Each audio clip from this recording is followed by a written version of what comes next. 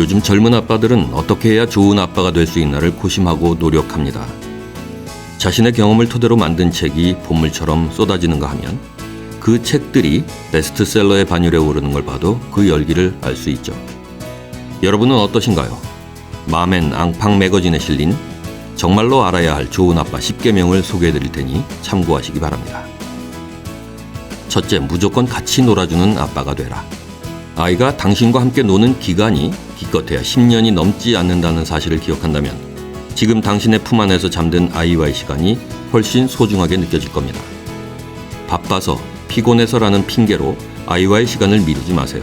그것만큼 어리석은 일은 없습니다. 아이는 아빠가 놀아줄 수 있는 시간을 기다려주지 않거든요.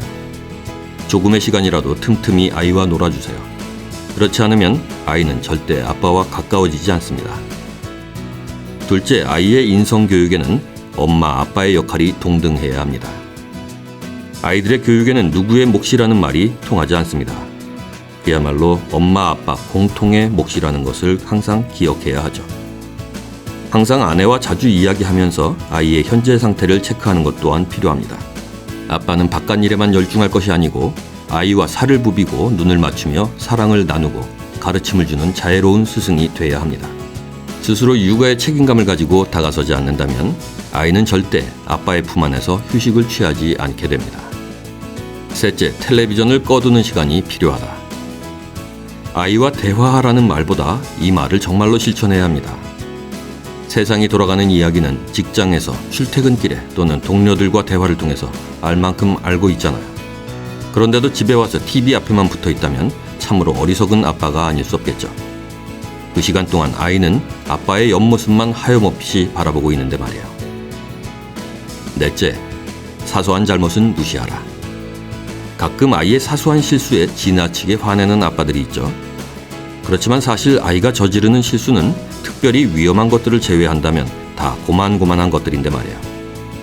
예를 들어서 코딱지를 후벼 파먹거나 소리를 지르는 것, 특정한 옷 입기를 거부하는 것, 짜증을 부리는 것 등이죠. 물론 그런 행동 등에 대해서 상황에 맞게 고쳐주고 아빠가 그 이유에 대해서 설명하는 것은 옳지만 그걸 꼬투리 삼아서 아이를 혼내는 것은 자제해야 합니다. 아이는 똑같은 실수를 하루에도 수십 번 반복할 수 있잖아요. 만약 한 번에 잘못을 고치는 아이를 두었다면 오히려 아이가 지나치게 위축돼 있는 게 아닌지 걱정해야 합니다. 잘못할 때마다 화내고 혼낸다면 아마 아이는 당신에게 질려서 도망갈 궁리만 하게 될 겁니다. 그러니 아이가 저지르는 사소한 실수에 대해서는 슬쩍 눈 감아주는 센스도 필요합니다. 물론 나중에 그런 행동이 잘못됐다는 사실은 알려주어야겠죠. 다섯째, 잘한 행동에 관해서는 무조건 칭찬해 주어라. 어른들도 칭찬을 받으면 기분이 좋아지고 짜릿한 느낌을 받습니다. 모든 인간은 자신을 인정해주고 칭찬하는 사람들에게 호감을 가지죠. 자신을 기쁘게 만들어주니 말이에요. 그러므로 좋은 아빠가 되고 싶다면 칭찬하는 일에 아낌이 없어야 합니다. 예를 들어서 아침에 밥을 잘 먹은 일에서부터 책을 읽은 것, 하다못해 잠을 잘 자는 것까지 아이를 칭찬할 거리는 무궁무진하잖아요. 부모의 관심이 우리 아이를 잘 자라게 하는 영양분이라고 생각하면 여러분이 무엇을 해야 하는지 정확히 알 수 있을 겁니다. 정말로 칭찬은 고래도 춤추게 하는 힘을 가졌다는 것을 명심 또 명심하세요. 여섯째, 아이와 함께 할 수 있는 취미를 가져라. 공통의 관심사가 있는 사람끼리 친해지는 것은 당연한 진리입니다. 운동이든 그림이든 음악이든 가리지 말고 아이와 자신의 공통 관심사를 찾으세요. 그런 다음 그것을 다양하게 그리고 오랫동안 즐길 수 있는 취미로 만들어 보세요. 아이가 공놀이를 좋아한다면 축구를, 산책을 좋아한다면 조깅을, 책을 좋아한다면 독서를, 호기심이 많은 편이라면 마술 등 흥미진진한 취미거리들을 찾을 수 있을 겁니다. 공통의 시간을 제대로 즐길 수 있는 것으로 찾아서 아이와 공감대를 형성하는 일, 아이가 커갈수록 반드시 필요한 요소입니다. 일곱째, 부담 없는 1분 놀이에 매진하라. 1분을 우습게 여기지 마세요. 아이는 강렬한 재미에 대한 기억을 오래 간직합니다. 길게 그리고 지루하게 놀아주는 것보다 짧은 시간 동안 재밌게 놀아주는 방법들을 찾아보세요.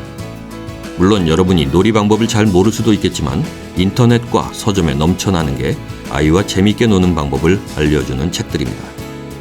당신이 게으름을 피우는 사이에 아이 역시 당신의 존재를 잊어간다는 사실을 잊지 마세요. 8째, 안 돼라고 단호하게 말하라. 좋은 아빠가 되고 싶다고 무조건 예스 아빠가 되는 것은 아주 촌스러운 방법입니다. 아이는 자기에게 잘해준다고 늘 감동하는 건 아닙니다. 자칫 만만하게 느낄 수 있습니다. 9째, 일관성을 유지하라. 아이의 양육 문제에 대해서 어떤 길을 택하든 반드시 아내의 동의를 얻어야 합니다. 동시에 두 사람 모두 자신의 육아 원칙의 일관성을 유지해야 하죠. 예를 들어서 아빠는 사소한 잘못을 무시하는데 엄마는 계속해서 그것을 고치라고 잔소리한다면 아이는 혼란스러울 수밖에 없습니다. 이렇게 되면 아이는 자신의 잘못을 뉘우치기는커녕 자신의 잘못을 감싸주는 쪽으로 자꾸 기대게 돼서 아이의 양육을 두고 부부싸움이 일어날 수 있습니다. 그러니 좋은 아빠가 되고 싶다면 먼저 좋은 남편이 돼서 아내의 이야기에 귀 기울여 줘야 합니다. 10번째, 사랑의 매를 잘 다뤄라. 매를 들지 않고 양육하는 것이 가장 좋습니다. 하지만 어쩔 수 없이 사랑의 매를 사용해야 한다면 그것은 최후의 수단이어야 하죠. 사랑의 매를 함부로 사용하다가는 가족의 결속력이 깨지고 아이의 미래에 악영향을 줄 수 있습니다. 따라서 사랑의 매는 평소 분명한 원칙을 가지고 있어야 합니다. 또 사랑의 매를 들기 전에 아빠 스스로 깊이 생각하고 아이에게 왜 매를 맞아야 하는지 정확한 이유를 설명할 수 있어야 합니다. 아이의 잘못을 야단치고 매를 들기에 앞서서 평소 아이를 이해하고 받아들이는 노력이 필요합니다. 네, 오늘은 좋은 아빠 10계명에 대해서 알아봤습니다.